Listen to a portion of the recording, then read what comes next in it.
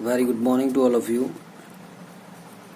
आज हम लोग जो है वो अपना 2 कॉलम कैश बुक जो है उसका प्रैक्टिकली क्वेश्चन देखेंगे। ठीक है ना, बात समझ में आ गई।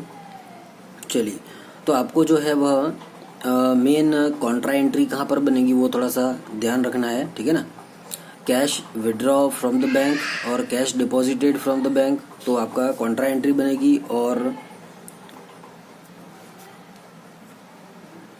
अगर चेक जो है वो रिसीव हुआ कौन सी डेट को, जैसे मान लेते हैं 10th को, 10th ऑफ जनवरी, और 11th ऑफ जनवरी को अगर आप उसको बैंक में डिपॉजिट करते हैं तो 11th ऑफ जनवरी को कॉन्ट्रा एंट्री बनेगी। ठीक है ना, और सेम डे होता है तो सेम डे होगा तो वो सीधा कैश ही माना जाएगा और उसको सीधा कैश ही ट्रीट करेंगे। ठीक है ना, तो ये थोड़ी सी 2 से 3 बातें हैं जिसको आपको याद रखना है, जिसको ध्यान रखना है। ठीक है ना, चलिए let's see in example how to make 2 column cash book. ठीक है ना, first of all, transactions are given 1st of January 2001, cash balance rupees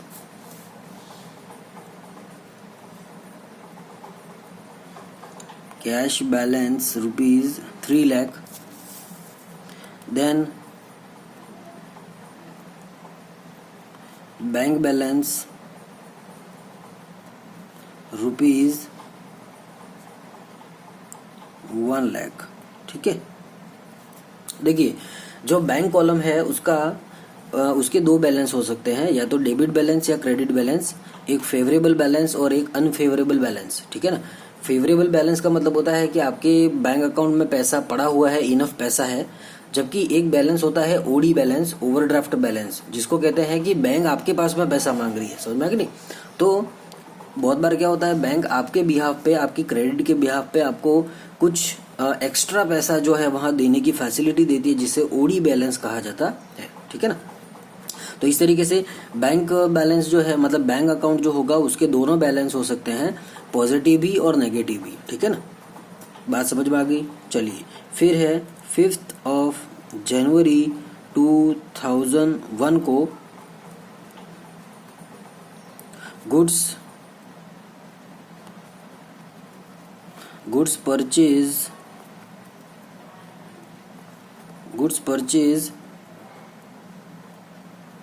from Rahul by cash rupees 50,000। ठीक है, आपने राहुल से माल परचेज किया 50,000 का, और वो भी कैश में। ठीक है ना, फिर 10th ऑफ जनवरी को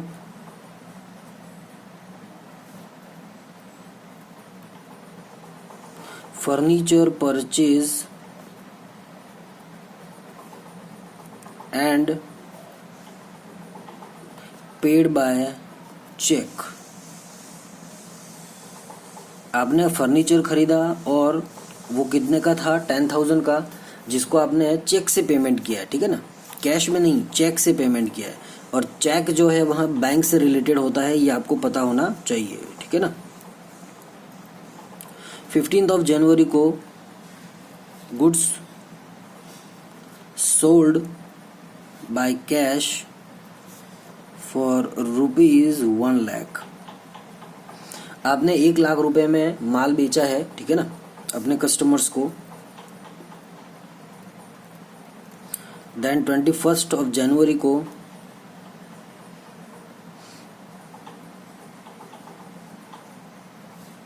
कैश डिपॉजिटेड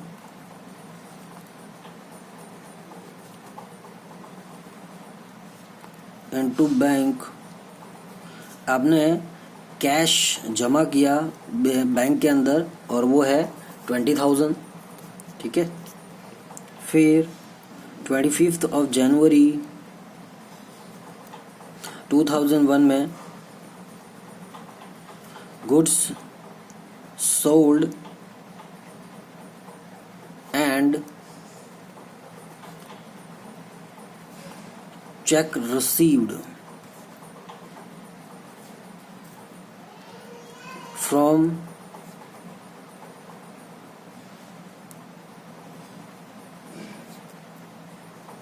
करण, आपने करण को कोई माल बेचा होगा, ठीक है ना, तो उससे आपको चेक रिसीव हुआ है, ठीक है ना, और वो कितने रुपए का, 30,000 का, ठीक है।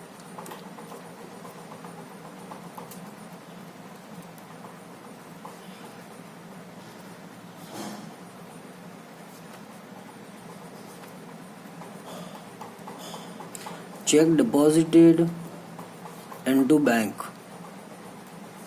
आपको जो चेक रिसीव हुआ था, ठीक है ना, करण का, वो आपने बैंक में डिपॉजिट किया, ठीक है ना, वही 30,000 वाला, ठीक है ना। कब? 27 को, 25 को रिसीव हुआ और 27 को, मतलब सेम डे नहीं है, ठीक है ना। तो ये चीज आपको ध्यान रखनी है। Done.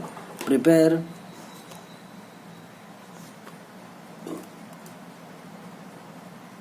To column cash book, ठीक है ना। 2 कॉलम की कैश बुक कैसे बनाएंगे? तो 2 कॉलम के अंदर 2 कॉलम होंगे, रिसिप्ट में भी और पेमेंट में भी। फर्स्ट जो आपका दोनों साइड, एक होगा आपका कैश और बैंक, और इधर भी कैश और बैंक, ठीक है ना। सॉल्यूशन, ठीक है ना। अब कैसे प्रिपेयर करेंगे, तो हर एक ट्रांजैक्शन आपको अच्छे से समझ में आ गया होगा, ठीक है ना। चलिए, तो लिखेंगे कैश बुक, ठीक है ना। 2 कॉलम कैश बुक है ये। डन। तो सबसे पहले आप फॉर्मेट बनाएंगे, ठीक है ना। First we prepare a format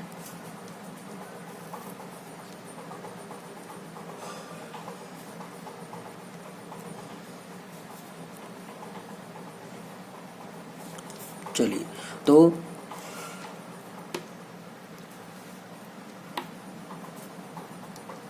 सबसे पहले आपकी डेट आ जाएगी, ठीक है ना, डेट का कॉलम।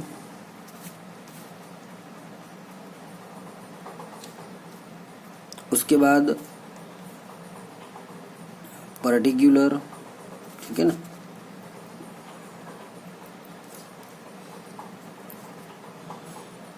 उसके बाद LF ledger folio, then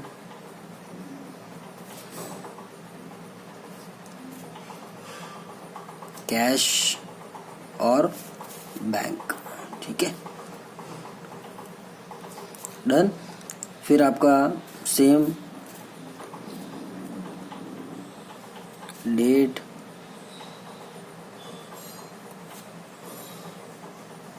particular, LF, cash और बैंक, ठीक है ना। तो इस तरीके से ये 5 कॉलम्स बन रहे हैं इधर, तो सेम टू सेम इधर भी आपके 5 कॉलम्स बनेंगे, ठीक है ना। क्रेडिट साइड में तो डेट,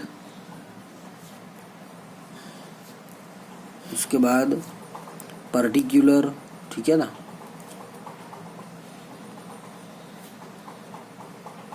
डन। फिर उसके बाद LF, ठीक है ना। देखिए, जो भी मैं क्वेश्चन आपको यहाँ पे करवा रहा हूँ, ठीक है ना, वीडियो के थ्रू, ठीक है ना, तो वो आपको नोटबुक के अंदर लिख देना है, उसको उतार देना है, ठीक है ना, और उसको बहुत अच्छे से समझेंगे। मैं यहाँ पे जो क्वेश्चन करवा रहा हूँ वो इनफ है, समझ में आ गया नहीं। इसके अलावा अगर कोई एक्स्ट्रा क्वेश्चन आप नहीं करते हैं तो कोई दिक्कत नहीं है, ठीक है ना, क्योंकि मैं जो क्वेश्चन करवाऊंगा उसमें सारी चीजें इन्वॉल्व होगी, ठीक है ना। Each and every important thing will be involve in my questions, got it, ठीक है ना। चलिए, तो this one is a debit side and this one is a credit side, ठीक है। तो सबसे पहले देखिए, ओपनिंग बैलेंस लिखेंगे, तो दोनों का फेवरेबल बैलेंस है, तो कैश है 3 लाख और बैंक बैलेंस है 1 लाख। तो लिख दीजिए 1 जनवरी 2001 को ओपनिंग बैलेंस है, तो लिखेंगे टू बैलेंस BD। समझ में आ गया नहीं। अगर अनफेवरेबल बैलेंस होता बैंक कॉलम का तो इधर लिखते बाय साइड, ठीक है ना। अगर फेवरेबल बैलेंस है तो टू साइड लिखते हैं, ओपनिंग बैलेंस लास्ट ईयर का क्लोजिंग इस साल का ओपनिंग बनेगा, तो कैश का कैश कॉलम में लिखिए तो सर 3 लाख, और बैंक का तो बैंक कॉलम में लिखिए फेवरेबल है इसलिए इधर, अनफेवरेबल होता तो इधर आता by balance BD bank column में 1 लाख रुपए। समझ में आ गया नहीं? चलिए, जिसको ओवरड्राफ्ट बैलेंस भी कहते हैं। डन। चलिए, 5 जनवरी को goods purchase from Rahul by cash, आपने 50,000 का गुड्स जो है वो परचेज किया और वो भी कैश में, तो सर सबसे पहली बात तो ये है कि सर डेट लिखेंगे, ठीक है ना, और गुड्स परचेज किया तो कैश में किया है तो पेमेंट किया होगा, ठीक है ना। देखिए ये जो है वो रिसिप्ट है और ये जो है वहाँ पेमेंट है, ये आपको ध्यान रखना है, ठीक है ना। तो सर कैश में, तो सर वो भी कितने रुपए का, तो 50,000 का आपने गुड्स जो है वहाँ परचेज किया है, ठीक है ना। कैश के अंदर किया है तो कैश कॉलम में लिखेंगे, ये रिसिप्ट है, ये पेमेंट, परचेज किया तो पैसा गया, ठीक है ना, सीधा सीधा लॉजिक है। फिर furniture purchase and paid by cheque 10,000, ठीक है ना। आपने 10th जनवरी को फर्नीचर परचेज किया, तो सर फर्नीचर परचेज किया तो पैसा दिया होगा, ठीक है ना, तो पेमेंट साइड पर क्या कैश है कि बैंक है, सर चेक से पेमेंट कर रहे हैं, इट मीन्स कि वो बैंक से पेमेंट होगा, ठीक है ना। बात समझ में आई? चेक से पेमेंट किया है तो चेक कौन क्लियर करता है, सर हमारी बैंक करेगी, ठीक है ना, तो बैंक से पेमेंट कर रही तो बैंक कॉलम में लिखेंगे। फिर आपका 15 जनवरी को goods sold by cash ₹1 lakh, आपने 1 लाख रुपए का नगद माल बेचा 15 जनवरी को, ठीक है ना, तो हमारे पास कैश आएगा, ठीक है ना, तो रिसिप्ट है तो रिसिप्ट साइड लिखेंगे टू सेल्स, ठीक है ना।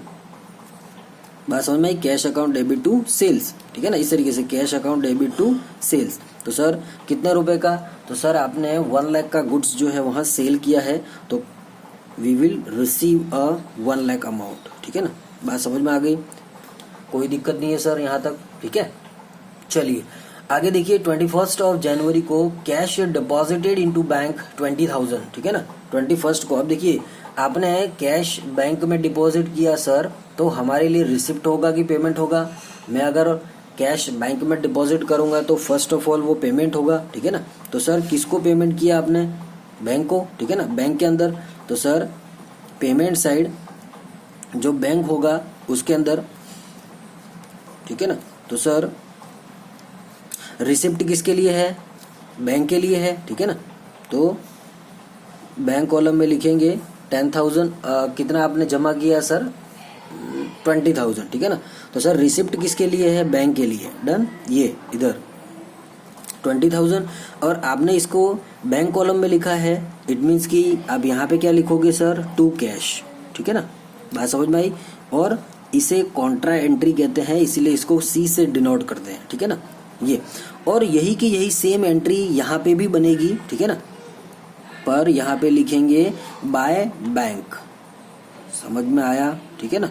यहाँ पे कैश लिखा है तो यहाँ बैंक लिखना है, एक चीज को समझना है, उसका दूसरा उसका ऑपोजिट लिखेंगे, ठीक है ना। यहाँ पे कैश तो यहाँ पे बैंक, ठीक है ना। यहाँ पे आपने बैंक कॉलम में लिखा है तो यहाँ कहाँ लिखोगे सर, कैश कॉलम के अंदर, ठीक है ना, सीधा लॉजिक। बात समझ में आ गई? सर ये रिसिप्ट है, ये पेमेंट है। रिसिप्ट किसके लिए है, बैंक वालों के लिए, क्योंकि आपने कैश डिपॉजिट कहाँ किया है, बैंक में, और आपके हाथ से कैश गया तो आपके लिए पेमेंट हुआ कि नहीं, समझ में आ कि नहीं। तो इस तरीके से डन। तो इस तरीके से ये कॉन्ट्रा एंट्री कहलाएगी। और कौन सी डेट को सर, तो ये आपका है 21 जनवरी, ठीक है ना, 21 जनवरी को, 21 जनवरी। समझ में आ गया? कोई दिक्कत नहीं है सर, ठीक है, सिंपल है। डन। चलिए उसके बाद में नेक्स्ट देखिए, goods sold and cheque received ₹30,000, ठीक है ना। चेक रिसीव हुआ, उसके बाद में कोई इन्फॉर्मेशन उसकी दे तो नहीं रखी है, देखिए। तो 25 को चेक रिसीव हुआ और 27 को आप लोग 30,000 का चेक जो करंट से रिसीव हुआ उसको डिपॉजिट किया, तो फर्स्ट रिसीव किया, ठीक है ना, तो वो क्या हो जाएगा आपका एज अ कैश, मतलब कैश कॉलम में दिखाएंगे। सबसे पहली चीज तो वो रिसिप्ट है, ठीक है ना। तो सर 25 जनवरी को आपने करण को माल बेचा होगा, ठीक है ना, जो कि 30,000 का था। तो सर कैश कॉलम में लिखेंगे, सर क्या किया आपने, सेल्स, क्या किया आपने, सेल्स, और कैश कॉलम में कितना आ जाएगा आपका 30,000, ठीक है ना, ये बात समझ में आई? तो सर ये तो बात हो गई 25th की, जब हमने करण को सेल किया और उसने हमें चेक दिया, पर उसी दिन हमने बैंक में जमा नहीं किया। अगर सेम डे डिपॉजिट होता तो सीधा बैंक में लिखते, ठीक है ना, क्योंकि और बट हमने रिसीव किया तो सबसे पहले वो कैश, और फिर दूसरे दिन अगर वो कॉन्ट्रा एंट्री बन रही है तो उसका कैसे करेंगे सर? तो 27 को क्या होगा सर, वो चेक ले जाके मैं बैंक में डिपॉजिट कर रहा हूँ, ठीक है ना। तो सर ये चेक का रिसीवर कौन होगा सर? बैंक होगी, ठीक है ना। तो बैंक के लिए ये देखिए इधर रिसिप्ट ये रहा, रिसीव किसने किया सर? बैंक ने। तो सर 30,000 का जो चेक है, ठीक है ना, कौन सी डेट को? तो सर 27th ऑफ जनवरी 2001 को, ठीक है ना। तो आपने बैंक कॉलम में लिखा है, किसके लिए रिसिप्ट है सर? ये रिसिप्ट वाला पोर्शन है, बैंक के लिए रिसिप्ट है, ठीक है ना। तो सर यहाँ बैंक कॉलम में लिखा है तो यहाँ लिखेंगे टू कैश, ठीक है ना। यहाँ बैंक में तो टू कैश और इधर उल्टा, तो ये भी आपकी कॉन्ट्रा एंट्री बनेगी 27 को। तो यहाँ से सी से इसको डिनोट करेंगे, ठीक है ना। तो ये आपको ध्यान रखना है, सी से डिनोट किसको करना है? जो कॉन्ट्रा एंट्री बन रही है उसके लिए, ठीक है। और सेम एंट्री 27 को हम यहाँ पे भी करेंगे, ठीक है ना। बात समझ में आई? अब देखिए इसका उल्टा यहाँ लिखना है, तो यहाँ पे आपने बैंक कॉलम में लिखा है तो सर यहाँ का लिखेंगे सर कैश कॉलम के अंदर, ठीक है ना। और सर यहाँ पे आपने टू कैश लिखा है तो यहाँ पे क्या लिखेंगे सर? यहाँ पे लिखेंगे बाय बैंक। समझ में आ गया, ठीक है ना। This one is also a Contra entry, ठीक है ना। इस तरीके से समझ में आया, कोई दिक्कत नहीं है सर, ठीक है ना। सर मेरे लिए मैंने मैंने चेक डिपॉजिट किया तो वो चेक मेरे लिए पेमेंट होगा, समझ में आ कि नहीं। और यहाँ पे बैंक जो है वो रिसीवर हो जाएगा। तो एक करना है आपको, एक एंट्री समझ में आनी चाहिए, उसका उल्टा लिख देना है तो वो कॉन्ट्रा एंट्री बन जाती है, ठीक है ना। बात समझ में आ गई? अब बैलेंसिंग कर लीजिए। ये जो आपने कैश बुक बनाई है वो बनाई है for the month of January 2001, ठीक है ना। बात समझ में आ गई? चलिए तो देखिए कैश कॉलम का डेबिट बैलेंस देखिए, मतलब डेबिट साइड का टोटल तो 4,30,000, ठीक है ना। 4,30,000 में से ये माइनस कर दीजिए, तो 4,30,000 में से 30,000 गया तो 4 लाख माइनस 50 तो 350 और 330 3,30,000 जो है वहाँ आपका क्लोजिंग बैलेंस बचेगा, ठीक है ना। तो लिखेंगे बाय बैलेंस CD, समझ में आ गया नहीं। यहाँ पे ओपनिंग भी दिया हुआ है तो क्लोजिंग निकालना पड़ेगा, ठीक है ना। तो ये चीज़ आपको ध्यान रखनी है। उसी तरीके से बैंक कॉलम का देखिए 1,20,000 और ये तो 1,50,000 हुआ इधर का टोटल, उसमें से ये माइनस कर दीजिए। तो सर 1,50,000 माइनस 10,000 तो 1,40,000, ठीक है ना। तो यहाँ पे ये भी मेरा फेवरेबल बैलेंस आ रहा है, समझ में आ गया नहीं। इधर का टोटल ज़्यादा है मतलब फेवरेबल बैलेंस है, ठीक है ना। तो इधर लिखेंगे डिफरेंस अमाउंट, फिर हम इसको क्लोज कर देंगे। बात समझ में आई, ठीक है ना। सर कोई दिक्कत नहीं है, बिल्कुल सिंपल क्वेश्चन है, ठीक है ना। तो आपको जहाँ कॉन्ट्रा एंट्री बन रही है उसको बहुत अच्छे से ध्यान रखना है, उसमें कोई गड़बड़ी नहीं होनी चाहिए। ट्रांजैक्शन को आप एक बार नहीं 2 बार रीड करेंगे, ठीक है ना, फिर आप इसको क्लोज कर देंगे, ठीक है ना, इस तरीके से। Then we close our 2 column cash book. तो इधर का टोटल कितना हो गया था सर? तो 4,30,000 और इधर का टोटल हो गया था 1,50,000, ठीक है ना। तो सेम इधर भी होगा, तो 4,30,000, ठीक है, और 1,50,000, ठीक है। बात समझ में आ गई, सिंपल है, कोई दिक्कत नहीं है सर, ठीक है ना। तो इस तरीके से आपको ये 2 कॉलम कैश बुक बनानी है। डन। जैसे मान लो इसमें मैं एक लाइन और ऐड कर दूं, ठीक है ना। 31 ऑफ जनवरी को आपने जैसे मान लो रेंट पेड बाय चेक, तो सर रेंट पे किया तो पेमेंट है तो वो सर इधर आएगा। अब देखो कैश में पे किया है कि चेक से किया है? सर चेक से किया है तो बैंक कॉलम में लिखो, समझ में आ गया? सीधा सीधा concept. Commission received by cheque, अब कमीशन रिसीव हो रहा है तो सर वो मेरे लिए रिसिप्ट होगी तो वो इधर आएगा। कैश कॉलम में लिखूं कि बैंक कॉलम में लिखूं? चेक रिसीव्ड बाय चेक है तो बैंक कॉलम में आ जाएगा, सीधा कॉन्सेप्ट, समझ में आ गया नहीं। तो इस तरीके से आपको ये ट्रांजैक्शंस करने हैं कि कौन सी चीज कैश से रिलेटेड है और कौन सी चीज आपकी बैंक से रिलेटेड है, तो ये आपको थोड़ा सा ध्यान रखना है। और कॉन्ट्रा एंट्री कहाँ कहाँ पर बन रही है तो वो आपको बखूबी ध्यान रखना है, ठीक है ना। और इससे रिलेटेड कोई डाउट्स है तो बिल्कुल आप कमेंट्स बॉक्स में उसको राइट डाउन कर सकते हैं। Thank you and have a nice day.